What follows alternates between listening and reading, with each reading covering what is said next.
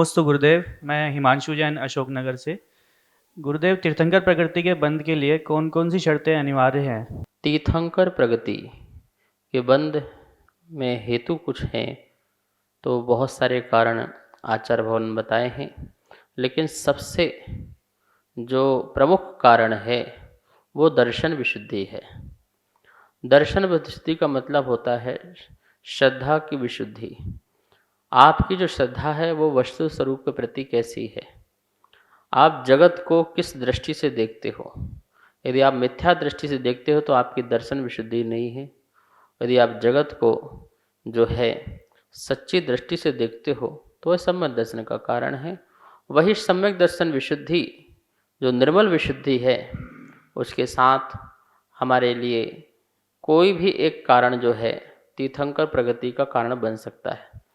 सद्धर्म आत्माओं से जो प्रेम है, जो वात्सल्य, जो अनुराग है, वही भी तीर्थंकर प्रगति का कारण बनता है।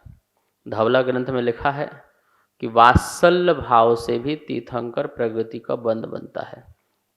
इसी प्रकार से किसी को अरहत भगवान के प्रति भक्ति हो, सिद्ध भगवान के प्रति, आचार उपाध्याय साधु के प्रति, शास्त्र के प्रति, आगम के प्रति, अथवा अपने नियमों के प्रति, जो व्यक्ति ये सोचता है कि मेरे अनुव्रतों में, महाव्रतों में किसी प्रकार का दोष न लगे, निरतिचार रूप से पालन करूं, आदर पूर्वक सम्मान पूर्वक व्रतों का पालन करूं, यदि इस प्रकार का भी भाव रखता है तो उसे भी तीर्थंकर प्रगति का बंध बन जाता है।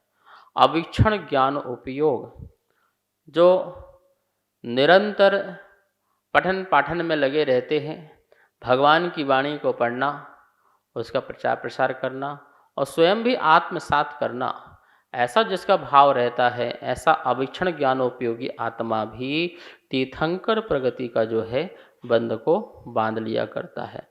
तो ऐसे 16 कारण जो हैं आचार्यों ने लिखे हैं, इनके माध्यम से जीव जो है इस पद को प्राप्त कर सकता है। हमें हमेशा इन्हीं भावनाओं को सदा भाना चाहिए और भा करके अपने उज्ज्वल जीवन को अच्छा करना चाहिए। नमोस्तु गुरुदेव। गुरुदेव, अपनों को छोड़ा नहीं जाता और परायों को जोड़ा नहीं जाता, तो गुरुदेव ऐसा क्या करें कि पराये भी अपने बन जाएं? कृपया कर मेरी जिज्ञासा का समाधान करें। नमोस्तु गुरुवर, नमोस्तु। पदार्थों को अपना बनाना जो कभी हो नहीं सकता, जो कभी हुआ नहीं है, ऐसा कार्य जो मुश्किल है, नामुमकिन है, जो हो नहीं सकता। कभी पदार्थ किसी का हुआ है? अनादि काल से कितने पदार्थ प्राप्त किए और वो छूट गए और छूट जाएंगे। इसलिए अध्यात्म का ये वाक्य याद रखें, अन्नम परमाणु में तम्पि, मेरा एक परमाणु मात्र भी कुछ नहीं है। जब एक परमाणु भी मेरा नहीं है तो इस संसार के इतने ये जो पिंड हैं, जो स्कंद हैं, जो पदार्थ हैं, वो मेरे कैसे हो सकते हैं? ये अनंत जीव मेरे कैसे हो सकते हैं?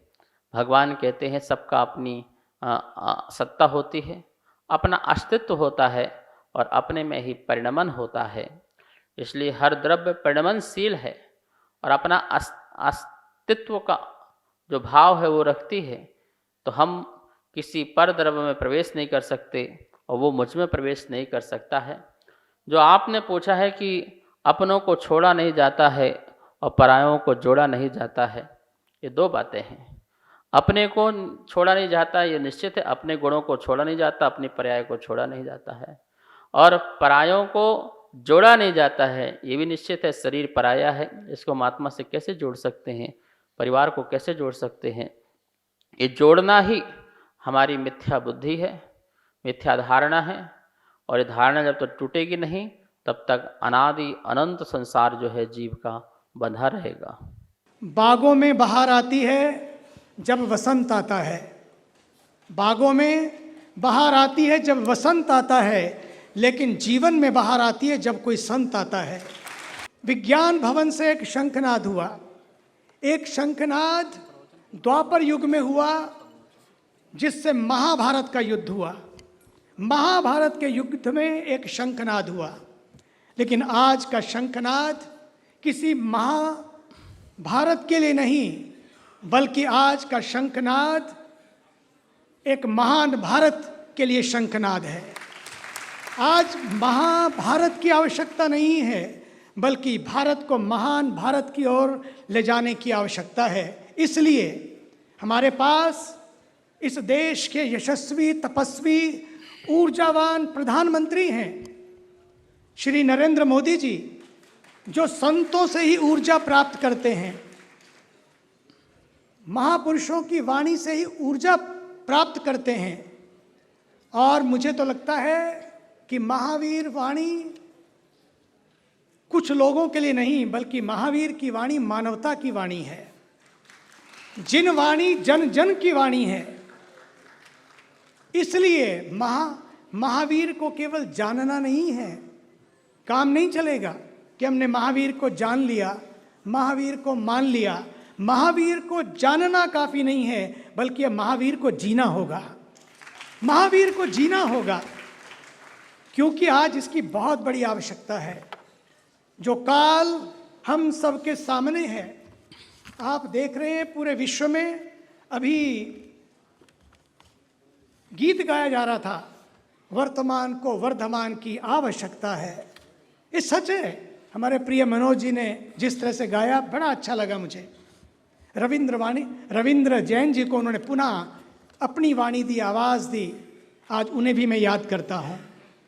साथ ही साथ मैं ये भी कहना चाहता हूँ, जिस युग में हम जी रहे हैं वो युग बड़ा ही अजीब युग है। उसे एक नए संदेश की आवश्यकता है, एक नए आदेश और नए उपदेश की आवश्यकता है। उस संदेश और उपदेश और आदेश को हमें कहीं और नहीं ढूंढना है, बल्कि भगवान महावीर के जीवन से ही प्राप्त करना है। इसलिए क्योंकि कोरोना आया और चला गया, कोरोना आया और चला गया, लेकिन फिर कोरोना अपने पैर पसार रहा है। वायरस, तरह तरह के वायरस समय समय पर आते रहते हैं और चले जाते हैं, लेकिन सच मानिए, जब लोगों के दिलों में नफरत का वायरस आ जाता है, जब लोगों के दिलों में नफरत का वायरस आ जाता है, उनके दिल और दिमाग फिर घृणा की ओर, उनके दिमाग और दिल फिर नफरत की ओर और हिंसा की ओर कदम बढ़ाते हैं। लेकिन समय आ गया है, अब हिंसा को अहिंसा के रास्ते से बदलना होगा, नफरत को मोहब्बत की यात्रा से बदलना होगा। इस कार्यक्रम के पुण्यार्जक थे